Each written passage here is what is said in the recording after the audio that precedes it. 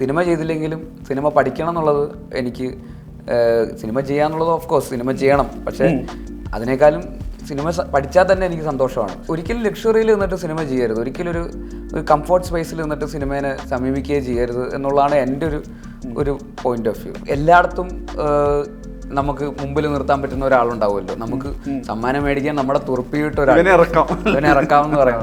അപ്പോൾ എനിക്ക് അറിയുന്ന പരിപാടികൾക്ക് മാത്രമല്ല അറിയാത്ത പരിപാടികൾക്കും പോകാൻ. അപ്പോൾ സഭാകമ്പം ഒരിക്കലും ഉണ്ടായിട്ടില്ല. മുമ്പത്തെ മത്സരത്തിന് വന്ന തബലക്കാരൻ്റെയും ഓർഗൻകാരൻ്റെയും കാല് പിടിച്ചിട്ട് ചേട്ടാ ഞങ്ങളുടെ ഒരു കഥാപ്രസംഗം കൂടെ ഉണ്ടായിരുന്നു, വെറുതെ ഒന്ന് അവിടെ ഒന്നിരുന്നാൽ മതി, ചേട്ടൻ ഒന്നും ചെയ്യണ്ട. എന്നിട്ട് ഞങ്ങൾ അവിടെ പോയി നിന്നിട്ട് വാരണായിരത്തിൻ്റെ കഥ പറഞ്ഞു കഥാപ്രസംഗത്തിൽ. വീട്ടിൽ ചെറുപ്പത്തിൽ കുടിച്ചിരുന്ന ചായ കപ്പും ഗ്ലാസും പ്ലേറ്റും ഒക്കെ ഞങ്ങൾക്ക് സമ്മാനം കിട്ടിയിട്ടുള്ളതാണ്, എനിക്കും ചേച്ചിക്കും. നമ്മൾ സത്യസന്ധമായിട്ട് സിനിമ ചെയ്യുക, ഓണസ്റ്റി എന്ന് പറയുന്ന ഒരു കാര്യമുണ്ടല്ലോ, അത് ഡയറക്ടർ എന്നുള്ള രീതിയിലും ആക്ടർ എന്നുള്ള രീതിയിലും അതിലൊരു കോംപ്രമൈസ് റിസൾട്ട് പോലും ചിലപ്പോൾ സെക്കൻഡറി ആവും അല്ലേ? റിസൾട്ട് പോലും സെക്കൻഡറി ആണ്. കോളേജ് വരെ ചെല്ലുമ്പോൾ അടുത്ത സിനിമ എന്താ, മിന്നൽ മുരളി 2 ഉണ്ടാവുമോ, ഡയറക്ടർ എന്നുള്ള രീതിയിലൊക്കെ ഉള്ള അവരുടെ എക്സൈറ്റ്മെന്റ്, അല്ലെങ്കിൽ അഭിനയം നിർത്ത് ഇനി സംവിധാനം ചെയ്യും എന്ന ആൾക്കാർ പറയുന്നതിൻ്റെ ഒരു സ്നേഹമുണ്ടല്ലോ. 80ാമത്തെ വയസ്സിലും സിനിമ ചെയ്യുന്ന എന്നെക്കുറിച്ച് ഞാൻ ഇമാജിൻ ചെയ്യണം. അന്ന് സിനിമ കാണാൻ വരുന്നത് അന്നത്തെ ജെൻ എന്താണ് അതിന് പേര് പറയാൻ പോകുന്നത് എനിക്കറിയില്ല. പൈസയ്ക്ക് വേണ്ടി ഒരിക്കലും ഇതിനു വേണ്ടി ഇറങ്ങിത്തിരിക്കരുത്. പൈസ തീർച്ചയായിട്ടും നമ്മൾ നന്നായിട്ട് പണിയെടുത്താൽ നമുക്ക് നന്നായിട്ട് സക്സസ് വരും. സക്സസ് വന്നു കഴിഞ്ഞാൽ നമ്മൾ പോലും ഞെട്ടുന്ന രീതിയിൽ നമുക്ക് പല രീതിയിലുള്ള പൈസ വരും. പക്ഷേ അതൊരിക്കലും പൈസയ്ക്ക് വേണ്ടി ആവരുത് ഒരിക്കൽ പോലും നമ്മുടെ എഫേർട്ട് എന്ന് പറയുന്നത്.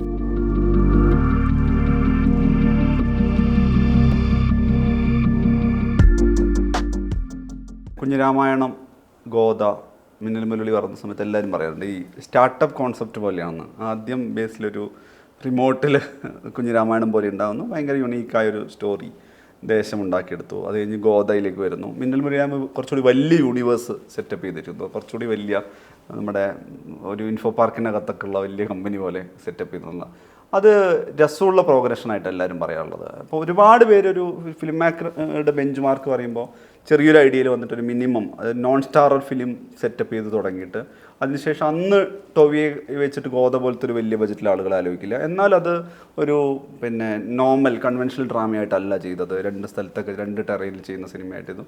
അത് കഴിഞ്ഞിട്ട് മിന്നൽ മുരളി എത്തുമ്പോൾ ഒരു ദേശി സൂപ്പർ ഹീറോ എന്നുള്ള കോൺസെപ്റ്റിൽ വളരെ അൺകൺവെൻഷണലായിട്ട് ചെയ്യുന്നു. അത് അങ്ങനെ ഇനി എത്രയോ സീക്വൽ വരാവുന്ന രീതിയിലേക്ക് ബ്രാൻഡ് ചെയ്തു എന്നുള്ളതാണ്. ശരിക്കും ഇപ്പോൾ ആലോചിക്കുമ്പോഴും എനിക്കറിയാവുന്ന ബേസിലൊരു പ്ലാനിൻ്റെ പുറത്തല്ല ഇങ്ങനൊരു പ്രോഗ്രഷനും ഇതുണ്ടാക്കുന്നത്. പക്ഷെ അതിലൊരു കോൺഫിഡൻസ് ഉണ്ടല്ലോ, എനിക്കിതിനേക്കാൾ സ്കെയിലായിട്ടില്ല. ഇപ്പോൾ ഇനിയിപ്പോൾ ഒരു അടുത്ത പലകുമ്പോൾ ഇതിലും വലുത് ചെയ്യാൻ പറ്റും എന്നുള്ളത്. ആ കോൺഫിഡൻസിൻ്റെ ഒരു ബേസ് എന്താണ് ഈ വലിപ്പം കൂട്ടാൻ പറ്റുന്നത്? ഒരുപാട് പേര് കംഫർട്ട് സോൺ, അയ്യോ എനിക്ക് അത്രയും വലിയ ആലോചിക്കാൻ പറ്റില്ല. സ്റ്റാർ അല്ലെങ്കിൽ ഒരു സൂപ്പർ സ്റ്റാറിൻ്റെ അടുത്തേക്ക് എത്തുന്ന പോലെ ഒരു സാധനമല്ല. ചിലപ്പോൾ ഒരു നോൺ സ്റ്റാർ ഫേസിൽ നിന്ന് ഒരു സൂപ്പർ സ്റ്റാർ പടം ചെയ്യുന്നതിനേക്കാൾ വലിയ ടാസ്ക് ആണല്ലോ ഇങ്ങനെ സ്കെയിലപ്പ് ചെയ്യുക എന്നുള്ളത്.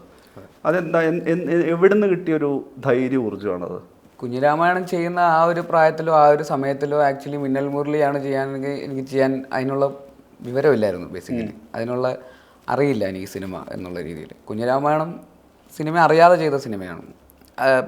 സിനിമ കണ്ടിട്ടുള്ളതിൻ്റെ ഒരു ശീലം വെച്ചിട്ടും ഇതിൻ്റെ ടെക്നിക്കാലിറ്റിയോ സ്ക്രീൻ റൈറ്റിങ്ങിൻ്റെ ടെക്നിക്കാലിറ്റീസോ ഒന്നും അറിയാതെ നമ്മുടെ ഉള്ളിലുള്ള ഒരു കഥ വളരെ ഇൻസ്റ്റിങ്ക്റ്റീവായിട്ട് വരുന്ന രീതിയിൽ അത് കൃത്യമായിട്ട് പറയുക എന്നുള്ള രീതിയിലാണ് അത് പറയുന്നത്.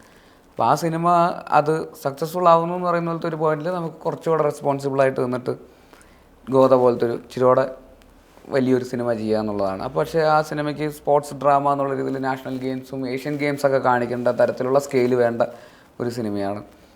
നിലവിലുള്ളതിനേക്കാൾ സ്കെയിൽ ആലോചന ഉണ്ടായിരുന്നതാണ്. അല്ല അതിലുണ്ട് നാഷണൽ എക്സിസ്റ്റിങ്ങിനേക്കാൾ കുറച്ചുകൂടി വലുപ്പത്തിൽ ആലോചന ഉണ്ടായിരുന്നു. അതെ അതെ അതെ അതെ അതെ.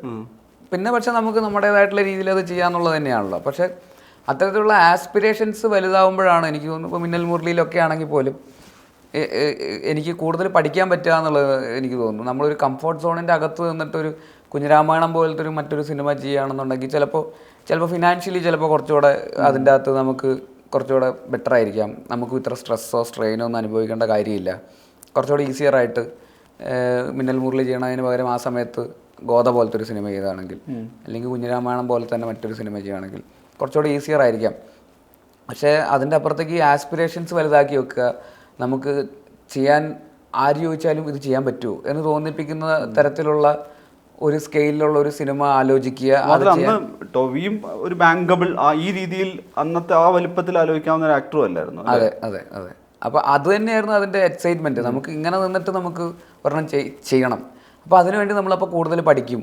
നമുക്ക് അങ്ങനത്തെ റെസ്ട്രിക്ഷൻസിൽ നിന്നിട്ട് നമ്മൾ ചെയ്യുമ്പോഴാണ് നമ്മൾ കുറച്ചുകൂടെ ഇന്നോവേറ്റീവ് ആവുക. നമുക്ക് കുറേ കൂടെ അപ്പോൾ എപ്പോഴും ഇനിയിപ്പോൾ ഒരു 500 കോടിയുടെ പടം ചെയ്താൽ പോലും ആ സിനിമയുടെ ആസ്പിരേഷൻ എന്ന് പറയുന്നത് ചിലപ്പോൾ ഒരു 2000 കോടിയുടെ ആയിരിക്കും. അപ്പോൾ ആ ഒരിക്കലും ലക്ഷറിയിൽ നിന്നിട്ട് സിനിമ ചെയ്യരുത്. ഒരിക്കലും ഒരു കംഫർട്ട് സ്പേസിൽ നിന്നിട്ട് സിനിമേനെ സമീപിക്കുകയോ ചെയ്യരുത് എന്നുള്ളതാണ് എൻ്റെ ഒരു പോയിന്റ് ഓഫ് വ്യൂ. കുറച്ച് അപ്പോൾ നമുക്ക് കുറേ കൂടെ പഠിക്കാൻ പറ്റും, കുറേ കൂടെ വളരാൻ പറ്റും, കുറച്ചുകൂടെ ബെറ്റർ ആവാൻ പറ്റും. പ്രത്യേകിച്ച് കാലഘട്ടം ഇങ്ങനെ ജനറേഷൻ ജെൻ സി അല്ല ജെൻ ആൽഫ ജെൻ ബീറ്റയൊക്കെ എത്തി നിൽക്കുന്ന കാലഘട്ടത്തിൽ നമ്മൾ അവിടെ ഇങ്ങനെ നിൽക്കുക എന്ന് പറയുന്നത് ഭയങ്കര ബുദ്ധിമുട്ടുള്ളൊരു സ്പേസ് ആണല്ലോ. അത് അങ്ങനെ ഇടിച്ചിടിച്ച് നിൽക്കുക എന്ന് പറയുന്നത്. അപ്പോൾ അവിടെ നമ്മളൊരു കംഫോർട്ട് സോണിലോട്ട് പോയാൽ ചിലപ്പോൾ നമ്മുടെ ലോങ്ങിറ്റിവിറ്റി ഒക്കെ പെട്ടെന്ന് ഒന്നുമില്ല എന്നുള്ളൊരു പോയിന്റിലേക്ക് എത്തും. അങ്ങനത്തെ ഒരു സാഹചര്യത്തിൽ ഈ പറയുന്ന പോലെ ആസ്പിരേഷൻസ് മാക്സിമം വലുതാക്കി വെക്കുക. ഇനിയും ഒരുപാട് കാലം മുമ്പോട്ട് പോകാനുണ്ട്, ഇനിയും ഒരുപാട് വലിയ കാര്യങ്ങൾ ചെയ്യാനുണ്ട് എന്നുള്ള രീതിയിൽ തന്നെയുള്ള ഒരു ആറ്റിറ്റ്യൂഡിൽ തന്നെ മുമ്പോട്ട് പോകുക എന്നുള്ളതാണ് എൻ്റെ ഒരു പേഴ്സണൽ. അപ്പോൾ അത് ചെറുപ്പം മുതലേ ഉണ്ട് അങ്ങനത്തെ ഒരു നമുക്ക് അങ്ങനെ ഇത് ചെയ്യണം അങ്ങനെ ചെയ്യണം എന്നുള്ള എപ്പോഴും ആസ്പിരേഷൻസ് വലുതാക്കി വെക്കുക. ഇവനെ കൊണ്ട് കണ്ടു കഴിഞ്ഞാൽ ഇവനെ കൊണ്ടൊന്നും ചെയ്യാൻ പറ്റുമെന്ന് തോന്നുന്നില്ല എന്നൊക്കെ പറയണ ഇപ്പോൾ ഈ പൊക്കത്തിൻ്റെയും അല്ലെങ്കിൽ നമ്മുടെ ശരീരത്തിൻ്റെയും അല്ലെങ്കിൽ അങ്ങനെയൊക്കെയുള്ള പല രീതിയിലുള്ള കോംപ്ലക്സുകളും ഉണ്ടാവുമായിരിക്കുമല്ലോ. അപ്പോൾ അതിൻ്റെയൊക്കെ അപ്പുറത്തേക്ക് നമ്മൾ വളരാനുള്ള ഒരു എന്താ പറയുക ഒരു ആറ്റിറ്റ്യൂഡ് നമ്മുടെ ഉള്ളിൽ നിന്ന് ഉണ്ടാവുക എന്നുള്ളതും അങ്ങനെ ഓർഗാനിക്കായിട്ട് സംഭവിച്ചതൊക്കെ ആയിരിക്കാം. ഈ പറയുന്ന അങ്ങനെ അത് വേറെ രീതിയിൽ നമ്മൾ സിനിമ എന്ന് പറയുന്ന ഒരു മീഡിയത്തിലേക്ക് വരികയും അവിടെ നമുക്ക് ഇനി എങ്ങനെ ബെറ്റർ ആവാം എന്നുള്ള രീതിയിൽ ആലോചിക്കുന്നു എന്നൊക്കെ പറയുന്നിടത്താണ് അത് ഉണ്ടാകുന്നതാണ് എനിക്ക് തോന്നുന്നത്. അപ്പോൾ ആ ലേണിങ് എനിക്ക് കണ്ടിന്യൂസ്ലി ഉണ്ടാവണം തന്നെയാണ്. സിനിമ ചെയ്തില്ലെങ്കിലും സിനിമ പഠിക്കണം എന്നുള്ളത് എനിക്ക് സിനിമ ചെയ്യാന്നുള്ളത് ഓഫ് കോഴ്സ് സിനിമ ചെയ്യണം. പക്ഷേ അതിനേക്കാളും സിനിമ പഠിച്ചാൽ തന്നെ എനിക്ക് സന്തോഷമാണ്. സിനിമ പഠിച്ചുകൊണ്ടിരിക്കുക. 50ാമത്തെ വയസ്സിലാണെങ്കിലും 60ാമത്തെ വയസ്സിലും ഒരു ആദ്യത്തെ സിനിമ ചെയ്യുന്ന ഒരാളെ പോലെ തന്നെ ഒരു സിനിമ ചെയ്യാൻ വേണ്ടിയിട്ട് ഇറങ്ങണം. അയാൾക്ക് പ്രഷറിലായിരിക്കണം ആ സിനിമ ചെയ്യേണ്ടത്. ഈ സിനിമ ഇത്രയും ടെൻഷൻ ഇത്രയും റിസ്ക്കുകളുള്ള ഒരു സിനിമയാണ് എന്നുള്ളൊരു പ്രഷർ എപ്പോഴും ഉണ്ടായാൽ മാത്രമേ നമ്മൾ അവിടെ നിന്നിട്ട് നമ്മൾ ഇന്നോവേറ്റീവ് ആവത്തുള്ളൂ, നമ്മൾ പുതിയത് കാര്യങ്ങൾ കണ്ടുപിടിക്കത്തുള്ളൂ. ഒരിക്കലും നമ്മളൊരു സ്ഥലത്തും സെറ്റിൽഡ് ആവരുതെന്ന് തന്നെയാണ് ഞാൻ വിശ്വസിക്കുന്നത്. മിന്നൽ മുരളി കഴിഞ്ഞിട്ടുള്ള അടുത്ത സിനിമയാണെങ്കിൽ പോലും അത്തരം ആസ്പിരേഷൻസിൽ ആലോചിക്കുന്ന സിനിമയാണ്. ഒരിക്കലും ഒരു ലക്ഷറിയിലായിരിക്കില്ല ആ സിനിമ ചെയ്യേണ്ട വരിക എന്ന് പറയുന്നത്. അപ്പോൾ തന്നെ ഇപ്പം നമ്മൾ ദേശം കുറുക്കമ്മൂല അതിൻ്റെ ആ ഒരു യൂണിവേഴ്സിൻ്റെ അകത്തുള്ള തുടർച്ചകൾ കൂടിയാണല്ലോ പ്രേക്ഷകർ ഡിമാൻഡ് ചെയ്യുക. ബേസിനെ സംബന്ധിച്ചോളം അവിടെയും നിൽക്കേണ്ടതില്ല എന്ന് തന്നെയാണ് അല്ലേ തീരുമാനം? ഒരുപക്ഷെ ആലോചനകൾ വളരുന്നതിനനുസരിച്ച് സിനിമ ചെയ്യുക അല്ലേ? അതെ. അതിൽ തന്നെ സ്റ്റിക്ക് ചെയ്യുന്നതിൽ കാര്യമൊന്നുമില്ല. അപ്പോൾ നമ്മൾ ചിലപ്പോൾ നമ്മുടെ വേൾഡ് ചെറുതാവും കംഫർട്ട് സോണും ഉണ്ടാവും. അതെ. പക്ഷെ വലിയ ലോകങ്ങളിലേക്ക് ചിലപ്പോൾ ദേശവും കുറുക്കമ്മൂലയൊക്കെ എത്തിയേക്കാം. അതിനൊരു എക്സൈറ്റ്മെന്റ് അല്ല, ആ നാടും അവിടെ ആ മനുഷ്യനും വളരുമല്ലോ. അതെ, അവര് വലുതാവട്ടെ, സിനിമ നമ്മളും വലുതാവുന്നതിനനുസരിച്ചിട്ട് അങ്ങനെ ചിലപ്പോൾ ഒരു വലിപ്പം വെച്ചേക്കാം. പക്ഷെ ഈ വലിപ്പത്തിൽ നിന്നിട്ട് വലുതിനെ ഇതിലേക്ക് ചെറുതാക്കാനുള്ള ആലോചന ഇല്ല എന്തായാലും. ഞാൻ ഈ വയനാട് ലിറ്ററേച്ചർ ഫെസ്റ്റിവലിൽ നമ്മൾ സംസാരിക്കേണ്ടതായിരുന്നു. എനിക്ക് പ്രതീക്ഷ അതിന് വരാൻ പറ്റിയില്ല. പക്ഷേ ഞാൻ അവിടെ കേട്ടൊരു ചോദ്യത്തിൻ്റെ തുടർച്ചയിൽ മിഥുൻ ഈ അടുത്ത ദിവസങ്ങളിൽ സംസാരിച്ചിരുന്നു. മിഥുൻ പറഞ്ഞൊരു കാര്യമുണ്ട്. അപ്പം ഞാൻ ബേസിലേക്ക് ഒരു ക്യൂരിയസ് കിഡിനെ കണ്ടിട്ടുള്ള ആളാണ് മിഥുൻ എന്നുള്ളത്. എനിക്കൊന്ന് അവിടെ ഒരു മന്ത്രി പങ്കെടുത്ത പരിപാടിയിൽ ബേസിൽ ചോദ്യം ചോദിച്ചേക്കുന്നു. അപ്പം എന്നോട് തന്നെ മിഥുൻ പറഞ്ഞത് അത് ഭയങ്കര രസമുള്ളൊരു വീഡിയോ ആണ്. ഞാൻ വാർത്ത വായിക്കുന്നതും അന്നത്തെ ദിവസം പിന്നെ അവിടുത്തെ പ്രാദേശിക ചാനലിൽ ഈ പറഞ്ഞ ഒരു കൊച്ചുമിടുക്കൻ അവിടെ മന്ത്രിയോട് ചോദ്യം ചോദിച്ചു എന്ന് പറഞ്ഞിട്ട് ആ വീഡിയോ വന്നു. ആ വീഡിയോയുടെ ന്യൂസ് മിഥുൻ്റെ കയ്യിൽ അങ്ങോട്ട് ആ സമയത്ത് കോപ്പി ഉണ്ടായിരുന്നു. പക്ഷെ ഇപ്പം ബേസിലിൻ്റെ കയ്യിൽ ആ കോപ്പി ഉണ്ട്, പക്ഷെ അവനൊരിക്കലും പുറത്ത് വിടില്ല എന്ന് പറയുന്ന സാധനം ഉണ്ടായിരുന്നു. ഞാൻ പറഞ്ഞത് എനിക്ക് പേഴ്സണലി ചോദിക്കാനുള്ള ഒരു ക്യൂരിയോസിറ്റി, ഇപ്പം എന്ത് കഴിയുമ്പോഴും ഒരു ക്യൂരിയോസിറ്റി ഭയങ്കര ഫാക്ടറാണല്ലോ. ബേസിൽ ഇപ്പം ആരോഗ്യമുള്ള ജീവിച്ചിരിക്കുന്ന പ്രായത്തിലൊക്കെ ഈ പറയുന്ന ഫിലിം മേക്കിംഗ് ആണെങ്കിലും ആക്ടിങ് ആണെങ്കിലും അത് അന്ന് അപ്ഡേറ്റ് ആയി ചെയ്യണമെന്ന് ആഗ്രഹിക്കുന്ന ആളായതുകൊണ്ട് ചോദിക്കുന്നതാണ്. ഒരു ക്യൂരിയോസിറ്റി വളരെ ചെറിയ പ്രായത്തിൽ മുതലുണ്ടാക്കിയൊരു സംഗതിയാണോ? എനിക്ക് എൻ്റെ അപ്ബ്രിങ്ങിങ് അതിനൊരു ഭയങ്കര ഹെൽപ്ഫുൾ ആയിരുന്നു. ഈ പറയുന്ന പോലെ വീട്ടുകാരൊക്കെ എല്ലാത്തിനും പഠിക്കാനൊക്കെ വിടും, പാട്ട് പഠിക്കാൻ വിടും, കരാട്ടെ പഠിക്കാൻ വിടും, കീബോർഡ് അങ്ങനെ ഉള്ള. പക്ഷേ എന്നാൽ ഭയങ്കര ആക്റ്റീവാണ്, എല്ലാ കാര്യങ്ങളിലും ആക്റ്റീവാണ്, എക്സ്ട്രാ കരിക്കുലേഴ്സ് ഭയങ്കര പഠിപ്പിസ്റ്റ് എന്നുള്ള രീതിയിലൊന്നുമല്ല. എന്നാൽ പഠിത്തത്തിലും ആക്റ്റീവാണ്. ഈ പറയുന്ന നല്ല ക്ലാസ്സിൽ നല്ല അത്യാവശ്യം നന്നായിട്ട് മാർക്ക് മേടിക്കുന്ന കുട്ടി എന്നുള്ള രീതിയിലും. പിന്നെ അധ്യാപകരുടെ എൻ്റെ അച്ഛൻ പ്രീസ്റ്റാണെന്നാൽ പോലും അദ്ദേഹം സ്കൂൾ അധ്യാപകനാണ്, അമ്മയും സ്കൂൾ അധ്യാപികയാണ്. വളർന്നു വന്നൊരു ചുറ്റുപാടൊക്കെ അപ്പുറത്തെ വീട്ടിലൊക്കെ ആണെങ്കിലും അധ്യാപകരുടെ മക്കൾ, ബാങ്ക് മാനേജറിൻ്റെ മക്കൾ എന്നൊക്കെ പറയുന്ന പോലത്തെ ഒരു ലൊക്കാലിറ്റിയാണ്. അപ്പോൾ അക്കാഡമിക്കലിയൊക്കെ നമുക്ക് ആ ഒരു ഇതുണ്ട്. എന്നാൽ പോലും കലാപരമായിട്ടും ഞാനും ചേച്ചിയും ഈ പറയുന്ന പോലെ പണ്ട് പള്ളിയിലൊക്കെ കൊയറിലൊക്കെ പാട്ട് പാടും നിൽക്കും. പിന്നെ പള്ളിയുടെ പരിപാടികൾക്കൊക്കെ എല്ലായിടത്തും പ്രസംഗ മത്സരം, ചെറിയ പ്രായം തൊട്ട്, ചെറിയ 4-5 വയസ്സ് നഴ്സറി പഠിക്കുന്ന കാലം തൊട്ട് തന്നെ fancy dress competition, group dance, പിന്നെ നാട്ടിലെ മറ്റേ ഓണാഘോഷ പരിപാടികളിൽ കലാപ്രതിഭയാവുന്നു, നുണ പറച്ചിൽ മത്സരം, പിന്നെ മറ്റേ ഡാൻസ്, വീണ്ടും ഡാൻസ്, അങ്ങനെയുള്ള എല്ലാ പരിപാടികൾക്കും എല്ലായിടത്തും നമുക്ക് മുമ്പിൽ നിർത്താൻ പറ്റുന്ന ഒരാളുണ്ടാവുമല്ലോ. നമുക്ക് സമ്മാനം മേടിക്കാൻ നമ്മുടെ തുറപ്പിയിട്ട് ഇവനെ ഇറക്കാമെന്ന് പറയുന്നത്. അപ്പോൾ എനിക്ക് അറിയുന്ന പരിപാടികൾക്ക് മാത്രമല്ല അറിയാത്ത പരിപാടികൾക്കും പോകാൻ. അപ്പോൾ സഭാകമ്പം ഒരിക്കലും ഉണ്ടായിട്ടില്ല.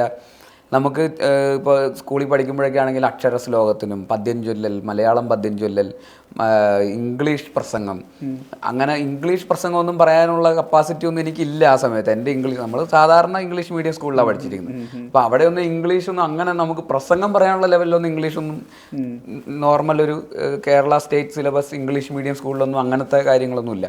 എന്നാൽ പോലും ഇംഗ്ലീഷ് പ്രസംഗത്തിന് കൂടുക. അപ്പോൾ എനിക്കിപ്പോഴും ഓർമ്മയുണ്ട് ഒരു പ്രസംഗ മത്സരത്തിന് എന്താ പോലീസിൻ്റെ ടോർച്ചർ അങ്ങനെ എന്തോ ഇതിനെക്കുറിച്ചാണ് സംസാരിക്കേണ്ട വിഷയം. അത് 5 മിനിറ്റ് മുമ്പാണ് നമുക്ക് 10 മിനിറ്റ് മുമ്പാണ് നമുക്ക് വിഷയം തരിക പ്രസംഗ മത്സരത്തിന്, ഇതിനെക്കുറിച്ചാണ് സംസാരിക്കേണ്ടത്. അപ്പോൾ എനിക്ക് ഇംഗ്ലീഷ് പ്രസംഗം പറഞ്ഞുകൊണ്ടിരിക്കുകയാണ്. അപ്പോൾ എനിക്ക് അന്ന് ഒരു ഉരുട്ടിക്കൊല കേസ് എന്നൊക്കെ പറഞ്ഞ പോലത്തെ കേസൊക്കെ നടക്കുന്ന സമയമാണ്. അപ്പോൾ ഇതൊക്കെ റെഫർ ചെയ്തിട്ട് പ്രസംഗത്തിൽ കൊണ്ടുവരണം. അപ്പോൾ എനിക്ക് അത് ഉരുട്ടിക്കൊല കേസിന് എന്താ ഇപ്പോൾ ഇംഗ്ലീഷിൽ പറയുക, അപ്പോൾ അതൊന്നും കിട്ടുന്നില്ല. പക്ഷേ ഇംഗ്ലീഷ് പ്രസംഗമാണല്ലോ. അങ്ങനെ റീസെൻറ്റ് മേർഡേഴ്സ് ലൈക്ക് ഉരുട്ടിക്കൊല കേസ് എന്നൊക്കെ പറഞ്ഞിട്ട് അങ്ങനെ തന്നെ മലയാളത്തിൽ തന്നെ ഉരുട്ടിക്കൊല കേസിനെ കുറിച്ചൊക്കെ ഇംഗ്ലീഷ് പ്രസംഗത്തിൽ പോയിരുന്നു പറയുക. പക്ഷെ എന്നാൽ പോലും നമ്മൾ അങ്ങനത്തെ ശ്രമങ്ങൾ നടത്തിയിട്ടുണ്ട്. ഇപ്പോൾ അതെ, എല്ലായിടത്തും പോയിട്ട് എല്ലാം ചെയ്യാനുള്ള ഒരു കോൺഫിഡൻസ് പണ്ട് മുതലേ ഉണ്ട്. അതത്രേ ഉള്ളൂ. ഇപ്പോൾ കോളേജിൽ പഠിക്കുമ്പോഴാണെങ്കിലും രാഗം ഫെസ്റ്റിവലിനൊക്കെ പോകുമ്പോൾ നമ്മുടെ കോളേജിൽ നിന്ന് ഞാനായിരുന്നു ആർട്സ് ക്ലബ് സെക്രട്ടറി. അപ്പോൾ ആ സമയത്ത് NIT പോകുമ്പോൾ ഞാൻ CET-യിലാണ് പഠിച്ചത്. CET-യിൽ ആർട്സ് ക്ലബ് സെക്രട്ടറി ആയിരുന്നു. അപ്പോൾ നമ്മൾ കോളേജിലെ പിള്ളേരെയും കൊണ്ട് മറ്റേ എല്ലാവരുമായിട്ട് വന്നിരിക്കുക, ട്രെയിനൊക്കെ വിളിച്ച് വന്നിരിക്കുക. അപ്പോൾ നമുക്ക് ഈ പറയുന്ന പോലെ കഥാപ്രസംഗം എന്ന് പറയുന്ന മത്സരത്തിന് 2 ടീമേ ഉള്ളൂ. ഒരു ടീമും കൂടെ 3. അപ്പോൾ അവർ കോർഡിനേറ്റേഴ്സ് വിളിച്ചു, നിങ്ങളുടെ കോളേജിൽ നിന്ന് വല്ല ടീമുണ്ടോ? അപ്പോൾ നോക്കുമ്പോൾ എത്ര ടീമുണ്ട്? 2 ടീമേ ഉള്ളൂ. ഓക്കേ, എന്നാൽ ഞങ്ങളും കൂടെ ഉണ്ടെന്ന് പറഞ്ഞ് പേര് കൊടുക്കുകയാണ്. അപ്പോൾ ഇപ്പോൾ പരിപാടി തുടങ്ങും. എന്താ അപ്പോൾ പോയി കഥാപ്രസംഗത്തിന് പറയുക, കഥാപ്രസംഗം. അപ്പോൾ അവിടെ ചെന്നിട്ട് പിന്നെ മുമ്പത്തെ മത്സരത്തിന് വന്ന തബലക്കാരൻ്റെയും ഓർഗൻകാരൻ്റെയും കാല് പിടിച്ചിട്ട് ചേട്ടാ ഞങ്ങളുടെ ഒരു കഥാപ്രസംഗം കൂടെ ഉണ്ട്, അതിന് വെറുതെ ഒന്ന് അവിടെ വന്നിരുന്നാൽ മതി, ഏറ്റവും ഒന്നും ചെയ്യണ്ട. എന്നിട്ട് ഞങ്ങൾ അവിടെ പോയി നിന്നിട്ട് വാരണായിരത്തിൻ്റെ കഥ പറഞ്ഞു കഥാപ്രസംഗത്തിന്. അതാ ട്രെയിനിലൊരു കുട്ടി ഇങ്ങനെ ഇരിക്കുകയാണ്, അപ്പോൾ ഇവൻ്റെ വീട്ടിലൊരു ഗാനം വന്നു, നെഞ്ചിക്കുൾ പെയ്തെന്നൊക്കെ പറഞ്ഞ് അങ്ങനെ ഒരു കഥ. അതിൽ നമുക്ക് 3-ാം സ്ഥാനം കിട്ടിയാൽ കോളേജിന്. അപ്പൊ അങ്ങനത്തെ ഗട്ട്സും ഈ പറയുന്ന പോയി നിന്ന് ഇതൊന്നും എന്തായാലും കൂലി കിട്ടുമെന്നൊക്കെ അറിയാം. അല്ലെങ്കിൽ ചിലപ്പോൾ ആൾക്കാർ എൻജോയ് ആയിരിക്കും. ആ ഒരു അന്നേരത്തെ ഒരു ഇൻസ്റ്റിങ്റ്റീവ് ആയിട്ടുള്ള അങ്ങനത്തെ ഒരു പരിപാടിയൊക്കെ ആകുമ്പോൾ ചിലപ്പോൾ ആൾക്കാർ എൻജോയ് ആയിരിക്കും. പക്ഷെ അപ്പോൾ അങ്ങനത്തെ എല്ലാം ഈ പറയുന്ന എല്ലാത്തിനും ഇറങ്ങിയിട്ടുണ്ട്. അപ്പോൾ ചെറുപ്പം മുതലേ വീട്ടുകാർ ഇങ്ങനെ എല്ലാ പരിപാടികൾക്കും വീട്ടിൽ ചെറുപ്പത്തിൽ കുടിച്ചിരുന്ന ചായ കപ്പും ഗ്ലാസും പ്ലേറ്റും ഒക്കെ ഞങ്ങൾക്ക് സമ്മാനം കിട്ടിയിട്ടുള്ളതാണ്. എനിക്കും ചേച്ചിക്കും എന്തെങ്കിലുമൊക്കെ പരിപാടിക്ക് പോയിട്ട് അവിടുത്തെ എല്ലാ യുട്ടൻസിൽസും ഇങ്ങനത്തെ പ്ലേറ്റ്, സ്റ്റീൽ ഗ്ലാസ്, കുപ്പി ഗ്ലാസ് എന്നൊക്കെ പറഞ്ഞിട്ടുള്ള അന്ന് ട്രോഫി കൊടുക്കലൊക്കെ കുറവാണ്. ട്രോഫിയേക്കാൾ ഇങ്ങനത്തെ കാര്യങ്ങളാണ് സമ്മാനങ്ങൾ കിട്ടും. വീട്ടിലുള്ള ഒട്ടുമിക്കതും ഞങ്ങൾക്ക് സമ്മാനം കിട്ടിയിട്ടുള്ളത്. ഷോ കേസിൽ നോക്കിയാൽ ഒരു ലോഡ് ട്രോഫികളുണ്ടാവും. അങ്ങനെ എല്ലാ പരിപാടികൾക്കും പങ്കെടുത്തിട്ടുണ്ട്. പണ്ട് അശ്വമേധത്തിൽ പങ്കെടുത്തിട്ടുണ്ട് സ്കൂളിൽ പഠിക്കുമ്പോൾ, 8ാം ക്ലാസ്സിൽ പഠിക്കുമ്പോൾ. ഈ പറയുന്ന പോലെ GS പ്രദീപ് അദ്ദേഹം വയനാട്ടിൽ ടൂർ ചെയ്തിട്ട് അശ്വമേധം നടത്തുന്ന കാലം ഉണ്ടായിരുന്നു ഒരു കാലത്ത്. ആദ്യം സ്റ്റുഡിയോയിലായിരുന്നു, പിന്നെ ഇപ്പോൾ സുൽത്താൻ ബത്തേരിയിൽ മുനിസിപ്പൽ ഓഡിറ്റോറിയത്തിൽ വരുന്നു, ജനങ്ങൾക്കിടയിലേക്ക് ചോദ്യം ചോദിക്കുന്നു, ഉത്തരം അറിയാവുന്നവർ കൈപൊക്കുക. അപ്പോൾ അങ്ങനെ ഒരു ചോദ്യത്തിന് ആദ്യത്തെ കുറേ ചോദ്യങ്ങൾക്ക് ഞാൻ കൈപൊക്കി, പക്ഷേ എൻ്റെ അടുത്ത് ചോദ്യം ചോദിച്ചില്ല. കൈപൊക്കുന്ന ആരെങ്കിലും ഒരാളെ റാൻഡംലി സെലക്ട് ചെയ്യാം. അപ്പോൾ ഈ പറയുന്ന പോലെ ഒരു ചോദ്യത്തിന് ഞാൻ കൈപൊക്കി എൻ്റെ അടുത്ത് ചോദിച്ചു എന്താ ഉത്തരം, ഞാനപ്പോൾ ഉത്തരം പറഞ്ഞു. അപ്പോൾ വാ പിങ്ക് സ്റ്റേജിലേക്ക് വാ എന്നും പറഞ്ഞിട്ട് എന്നെ സെലക്ട് ചെയ്തു. അങ്ങനെ ഞാൻ പുള്ളിയായിട്ട് കോമ്പീറ്റ് ചെയ്തു. പുള്ളി ജയിച്ചു, അദ്ദേഹം ജയിച്ചു.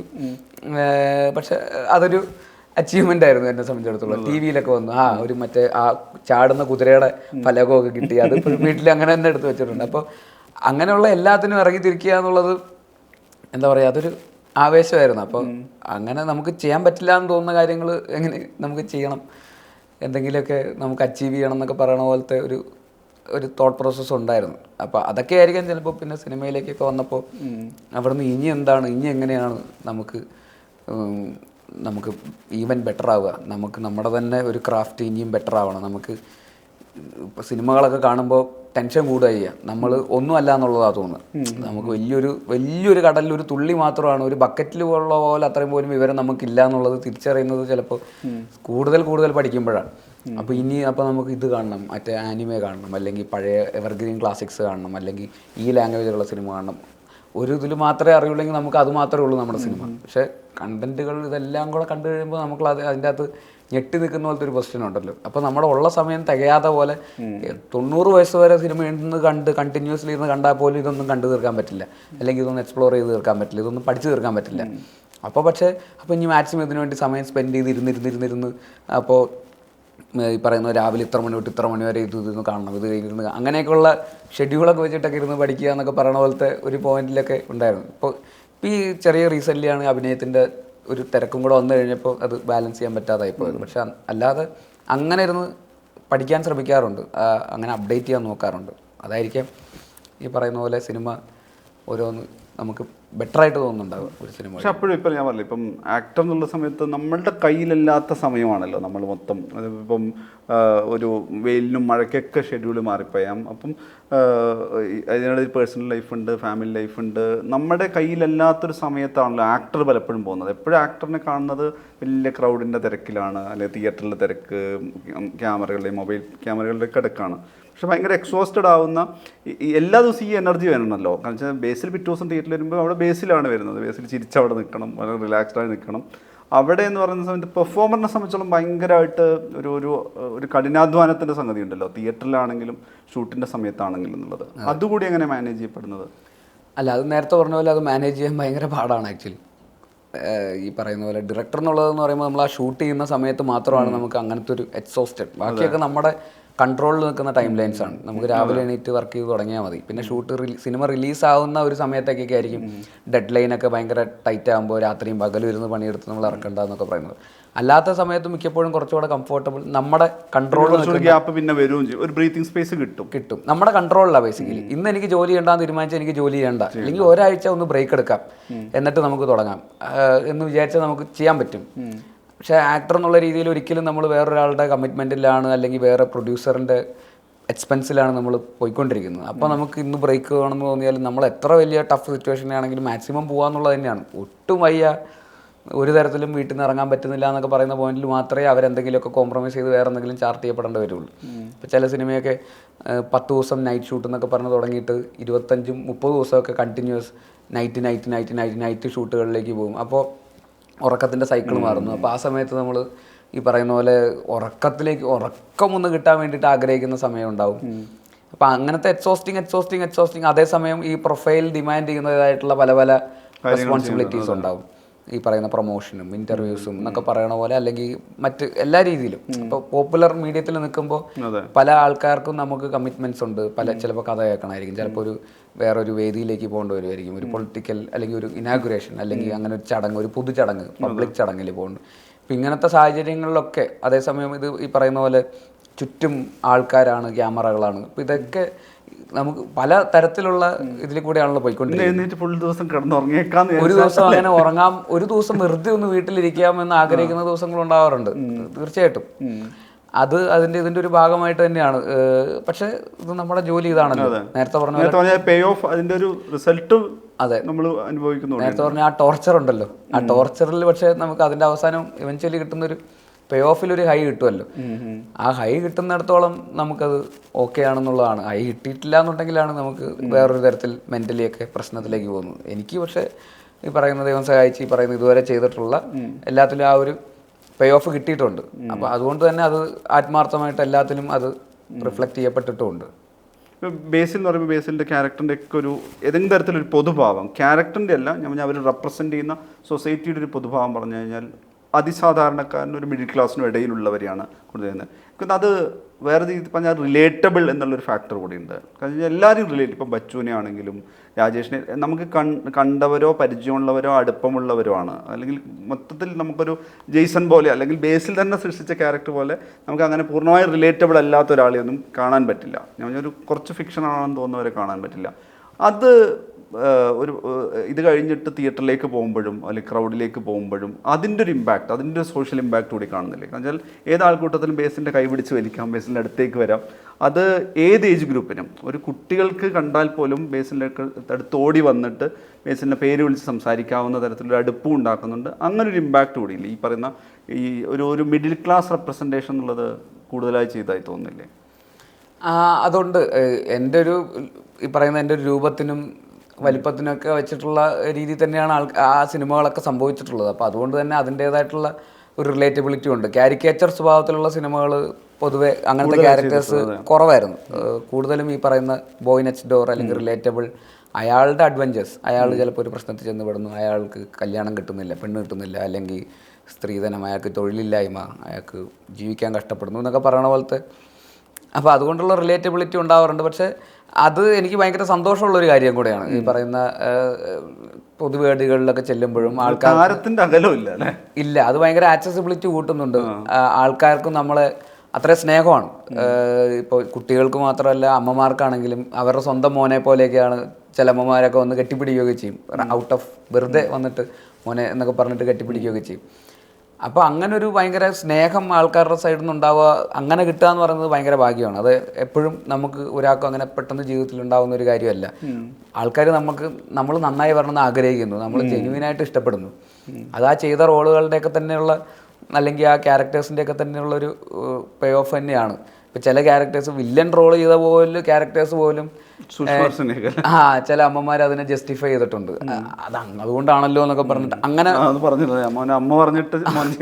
അതെ, അങ്ങനെ പോലും എൻ്റെ അടുത്ത് കുറച്ച് കൂട്ടുകാരൊക്കെ വന്ന് എൻ്റെ അമ്മ ഇങ്ങനെയാ പറഞ്ഞത്, അത് കണ്ടിട്ട് അമ്മ പറഞ്ഞിട്ട് ചെയ്തതാണല്ലോ അവൻ, അല്ലെങ്കിൽ അല്ലാതെ അവനും അങ്ങനെ ഒന്നും ചെയ്യാൻ സാധ്യതയില്ല എന്നൊക്കെ ഉള്ള. അപ്പോൾ അതൊരു സ്നേഹത്തിൽ നിന്ന് കിട്ടുന്നത് തന്നെയാണ്. അപ്പോൾ ആ സ്നേഹം അങ്ങനെ തന്നെ മുമ്പോട്ട് പോവുക, അവരെ ഡിസപ്പോയിൻറ്റ് ചെയ്യാതെ സിനിമകളും വീണ്ടും നല്ല സിനിമകൾ ചെയ്യുക. അതേസമയം കുറച്ചുകൂടെ വേറെ ചിലപ്പോൾ ബോയ് നെക്സ്റ്റ് ഡോർ അല്ലാത്ത റോളുകളും ചെയ്യാന്നൊക്കെ പറയണ പോലെ അതിന് മിക്സ് ആൻഡ് മാച്ചൊക്കെ ചെയ്ത് ചെയ്യുക എന്നുള്ളതൊക്കെ തന്നെയാണ്. പക്ഷേ ആ സ്നേഹത്തിൽ ഒരുപാട് സന്തോഷമുണ്ട്.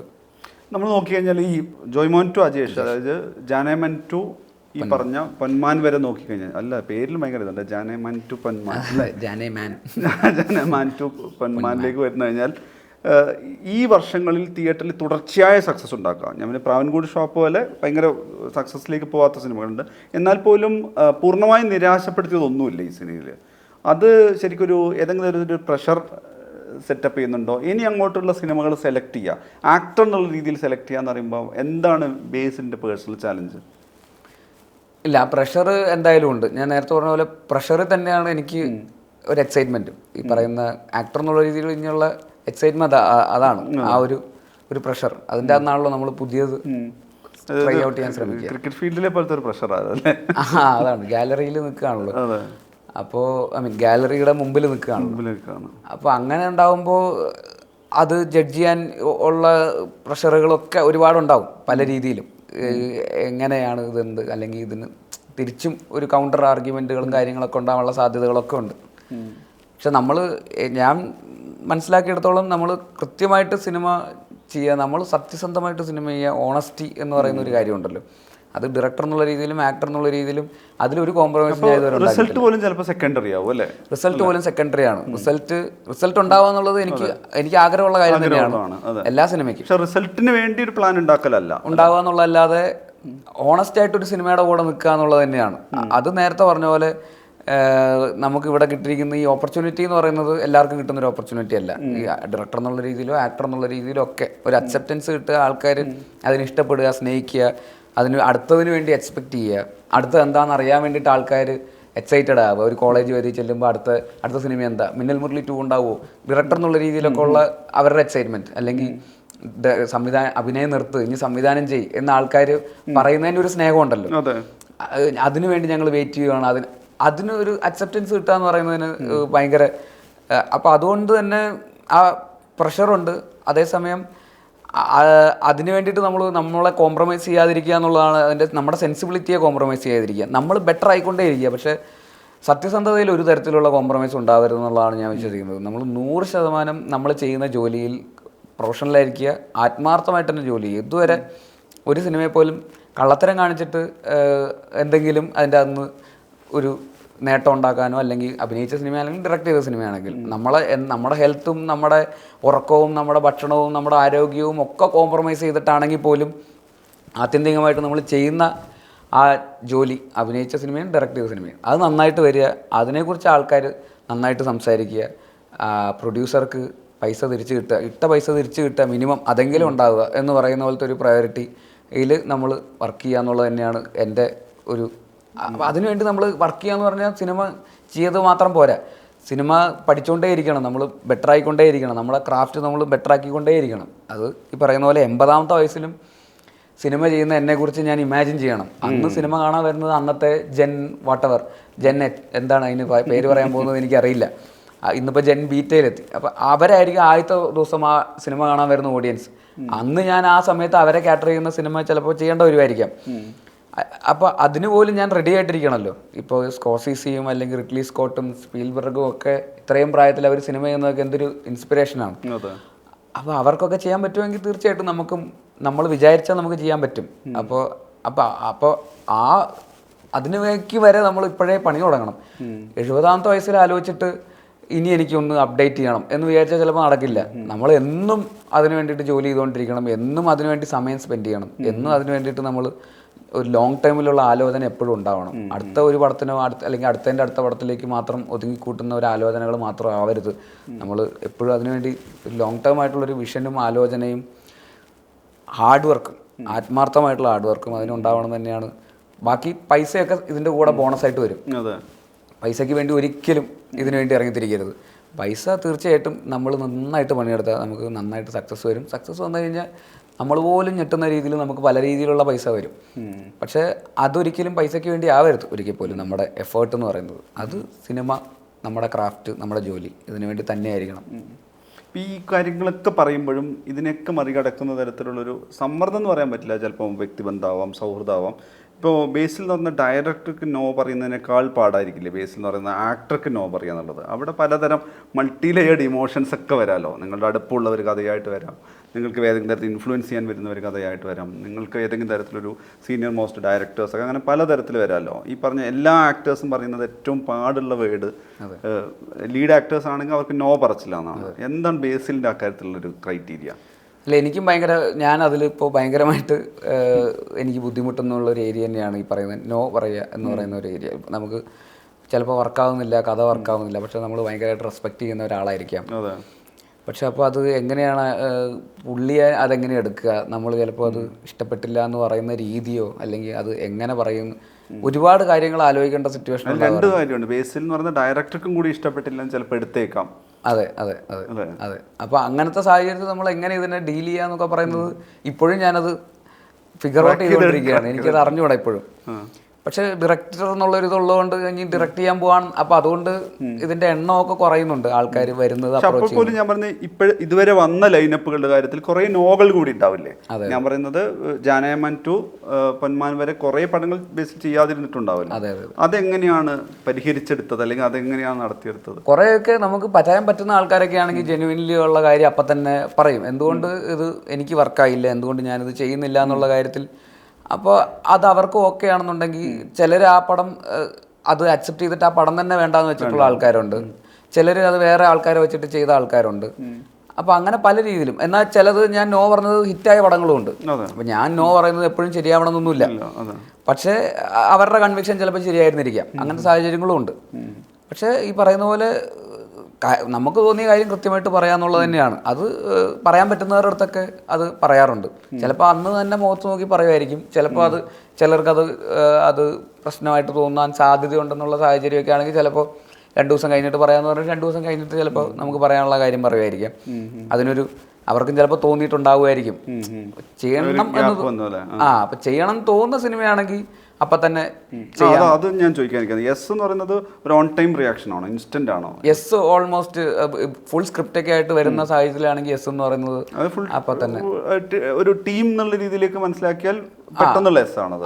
ഞാൻ ആലോചിക്കുമ്പോൾ ഒരുവിധം ഇപ്പോൾ ലീഡ് റോളിൽ അഭിനയിച്ച ഒരുവിധം എല്ലാ സിനിമകളും അപ്പം തന്നെ യെസ് പറഞ്ഞിട്ടുള്ള സിനിമകൾ തന്നെയാണ്. ഒന്നുപോലും ഒന്ന് വെയിറ്റ് ചെയ്തിരുന്ന് ആലോചിച്ച് നോക്കട്ടെ എന്നൊന്നും പറഞ്ഞിട്ടൊന്നുമല്ല. എല്ലാം കഥ കേട്ടപ്പോൾ തന്നെ നമുക്കിത് ചെയ്യാം എന്നാലോചിച്ച സിനിമകൾ തന്നെയാണ്. പൊന്മാൻ്റെത് ആദ്യം ബുക്കാണ് വായിച്ചത്. ബുക്ക് വായിച്ചപ്പോൾ തന്നെ ഇത് ചെയ്യാം, പിന്നെയാണ് അതിൻ്റെ സ്ക്രിപ്റ്റും ബാക്കി കാര്യങ്ങളൊക്കെ ചെയ്തു തുടങ്ങുന്നത്. അങ്ങനത്തെ ഒരു സമയം പിന്നീട് എടുത്തായിരുന്നു. പൊന്മാൻ ബേസിക്കലി ബുക്കാണ് എന്നെ ഏറ്റവും കൂടുതൽ യെസ് പറയിപ്പിച്ചത്. ബുക്ക് വായിച്ചിട്ടാണ് ഇത് ചെയ്യാമെന്ന് പറഞ്ഞത്. ബാക്കി എല്ലാ സിനിമകളും ഈ പറയുന്ന പോലെ അപ്പം തന്നെ യെസ് പറഞ്ഞിട്ടുണ്ട്. ഇപ്പോൾ ജയജയ്ക്ക് ആണെങ്കിലും വിപിൻ ചേട്ടൻ വരുന്നു, കഥ പറയുന്നു, ഫാലിമി, എല്ലാത്തിനും ഒരു ഇൻസ്റ്റൻറ്റ് യെസ് പറഞ്ഞിട്ടുണ്ട്.